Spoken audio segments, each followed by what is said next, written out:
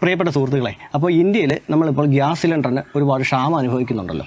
അപ്പോൾ ഇതിനെക്കുറിച്ച് നമ്മൾ സംസാരിക്കുമ്പോൾ ഇന്ത്യയിൽ ഒരു ദിവസം എത്ര മെട്രിക് ടണ്ണ് ഗ്യാസ് വേണ്ടി വരും ഒരു ദിവസം കഴിഞ്ഞ് കൂടാൻ വേണ്ടിയിട്ട്, അതുപോലെ തന്നെ കേരളത്തിൽ എത്ര മെട്രിക് ടണ്ണ് വേണ്ടി വരും, നമ്മൾ വിദേശത്തു നിന്ന് എത്ര ശതമാനം ഇറക്കുമതി ചെയ്യുന്നുണ്ട്, അതുപോലെ നമ്മൾ ഇന്ത്യയിൽ LPG എത്ര ശതമാനം ഉൽപ്പാദിപ്പിക്കുന്നുണ്ട്, ഒരു ദിവസം എത്ര കപ്പലാണ് ഇങ്ങോട്ട് വരുന്നത്, ഒരു കപ്പലിൽ എത്ര മെട്രിക് ടണ്ണ് വരെ കൊള്ളുന്നുണ്ട്, ഇതെല്ലാം നമ്മൾ നോക്കിയതിന് ശേഷം വേണം നമ്മൾ ഇതിനെക്കുറിച്ച് സംസാരിക്കാൻ. അല്ലാതെ നമ്മൾ ഒരു ദിവസം അല്ലാതെ നമ്മൾ ഇന്ത്യ ഗവൺമെൻറ് ഇവിടെ സ്റ്റോക്ക് ചെയ്തില്ല എന്ന് പറയുന്നതിൽ യാതൊരു അർത്ഥവുമില്ല.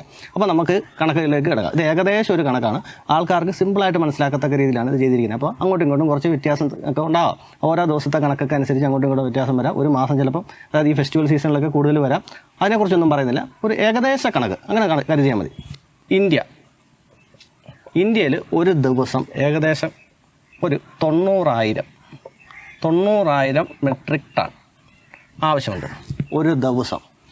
കേരളത്തിൽ നോക്കുകയാണെന്നുണ്ടെങ്കിൽ കേരള ഒരു ദിവസം ഏകദേശം 3,500 തൊട്ട് 4,000 മെട്രിക് ടൺ ഒരു ദിവസമാണ് കേരളത്തിൽ. അപ്പോൾ നമ്മൾ പുറത്തുനിന്ന് എത്ര ശതമാനം കൊണ്ടുവരുന്നുണ്ട്? വിദേശ രാജ്യത്തു നിന്ന് നമ്മൾ കൊണ്ടുവരുന്നത് 60% നമ്മൾ പുറത്തു നിന്നാണ് ഇങ്ങോട്ട് ഇമ്പോർട്ട് ചെയ്യുന്നത്. അതുപോലെ തന്നെ നമ്മുടെ നാട്ടിൽ ഉൽപ്പാദിപ്പിക്കുന്നത് 40%. നമ്മുടെ നാട്ടിൽ ഉൽപ്പാദിപ്പിക്കുന്നത് അപ്പോൾ 60% നമുക്ക് പുറത്തുനിന്ന് വരണം, 40% നമ്മളിവിടെ ഉൽപ്പാദിപ്പിക്കുന്നുണ്ട്. അപ്പോൾ ഒരു ദിവസം എത്ര കപ്പലുകൾ വരുന്നുണ്ടെന്ന് ചോദിച്ചു കഴിഞ്ഞാൽ അത് ഏകദേശം ചിലപ്പോൾ ഒരു കപ്പൽ വരും, ചിലപ്പോൾ 2 കപ്പൽ വരും, അങ്ങനെയാണ് അതിൻ്റെ കണക്ക് വരുന്നത്. അപ്പോൾ ഒരു ഏകദേശം ഒരു വലിയ കപ്പൽ ഒരു ഷിപ്പിൻ്റെ ആണെന്നുണ്ടെങ്കിൽ അതിനകത്ത് എന്തുമാത്രം കൊള്ളുമെന്ന് ചോദിച്ചു കഴിഞ്ഞാൽ മാക്സിമം ഞാൻ ഗൂഗിളിൽ നോക്കിയപ്പോൾ കിട്ടിയതാണ്, വ്യത്യാസം വരാൻ സാധ്യതയുണ്ട്. 45,000 മെട്രിക് ടണ്ണാണ് ഒരു കപ്പൽ കൊള്ളുന്നതെന്ന് പറയുന്നു. അപ്പോൾ ഇങ്ങനത്തെ കപ്പൽ ദിവസവും വന്നുകൊണ്ടിരിക്കുക, 1-2 എണ്ണം വെച്ച് ദിവസം വന്നുകൊണ്ടിരിക്കുക. അതായത് നമ്മൾ ഈ യുദ്ധത്തിന് മുമ്പ് ഇത്രയും വന്നുകൊണ്ടിരിക്കുമ്പോഴാണ് നമുക്ക് ഒരു ദിവസം നമുക്ക് തള്ളി നീക്കാൻ പറ്റുന്നത്. മനസ്സിലായല്ലോ? അപ്പോൾ ഈ യുദ്ധം തുടങ്ങിയതിന് ശേഷം നമുക്ക് എത്ര കപ്പൽ വരുന്നുണ്ട്? ഇപ്പോൾ പറയപ്പെടുന്നത് ഏതാണ്ട് ഇപ്പോൾ യുദ്ധം തുടങ്ങിയിട്ട് ഒരു 18 ദിവസമായില്ലേ, 18 ഡേയ്സ്. അപ്പോൾ ഇത്രയും ദിവസം കൊണ്ട് നമ്മുടെ നാട്ടിൽ വരുന്ന കപ്പൽ എന്ന് പറഞ്ഞാൽ ആകെപ്പാടെ വന്നത് 2 എണ്ണമാണെന്നാണ് പറയപ്പെടുന്നത്, അല്ലേ? ഈ യുദ്ധം തുടങ്ങിയ സമയത്ത് നമുക്ക് ശരിക്കും പറഞ്ഞാൽ ഈ 18 ദിവസം കൊണ്ട് ഒരു 20 കപ്പലെങ്കിലും വരേണ്ടതാണ്, ശരിയല്ലേ?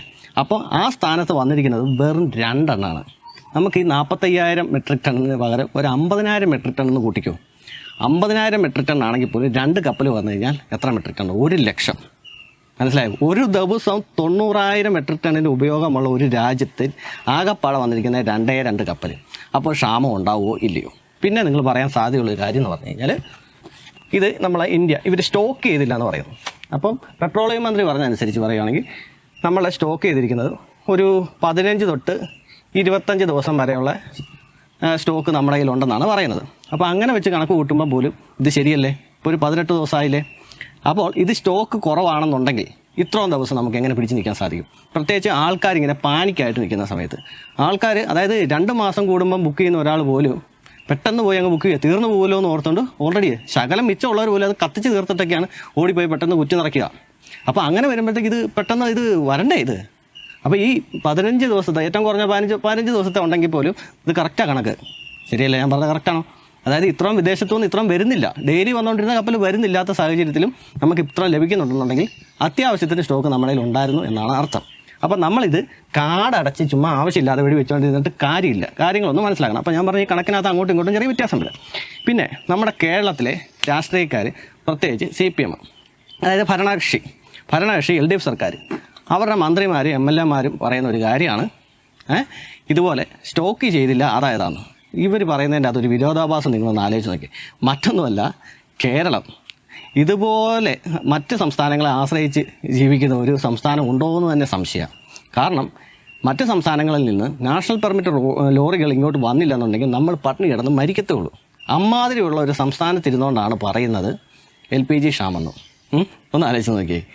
അതായത് കോവിഡിൻ്റെ സമയത്ത് കർണാടക ബോർഡർ ആണെന്ന് തോന്നുന്നു അടച്ചിട്ട് കഴിഞ്ഞാൽ പിന്നെ മുഖ്യമന്ത്രിയൊക്കെ അങ്ങോട്ട് പരക്കം പായുമായിരുന്നു, അയ്യോ തുറന്നു തരണേ അല്ലെങ്കിൽ ഞങ്ങൾ പട്ടിണി കിടന്ന ചാവുന്നു.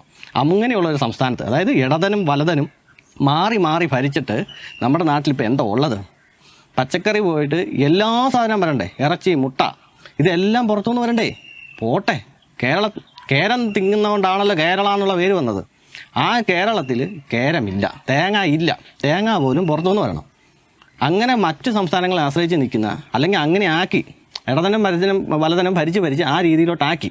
എന്നിട്ട് അവിടെ ഇരുന്നുകൊണ്ടാണ് മുഖ്യമന്ത്രി, MLA മാരും അല്ല മറ്റ് മന്ത്രിമാരും എല്ലാം ഇവിടെ ഇരുന്നുകൊണ്ട് പറയുന്നത്. മുഖ്യമന്ത്രി പറഞ്ഞെന്ന് സംശയമുണ്ട് കേട്ടോ, തെറ്റാണ് ക്ഷമിക്കുക. അപ്പം ചില മന്ത്രിമാരും MLA മാരും ഇവിടെ ഇരുന്നുകൊണ്ട് പറയുന്നത് നമ്മൾ വിദേശത്തുനിന്ന് ഇറക്കുമതി ചെയ്യുന്ന ആവശ്യത്തിന് സ്റ്റോക്ക് ചെയ്തില്ല എന്ന്. ഇവിടെ ഒരു രണ്ട് ദിവസം നാഷണൽ പെർമിറ്റ് ലോറികളൊന്ന് പണി മുടക്കിക്കേ, തീർന്നു. അങ്ങനെയുള്ള ഒരു സംസ്ഥാനത്ത് ഇരുന്നുകൊണ്ടാണ് ഈ വർത്താനം പറയുന്നത്. എന്തൊരു വിരോധാഭാസം, ഒന്ന് ആലോചിച്ച് നോക്കി.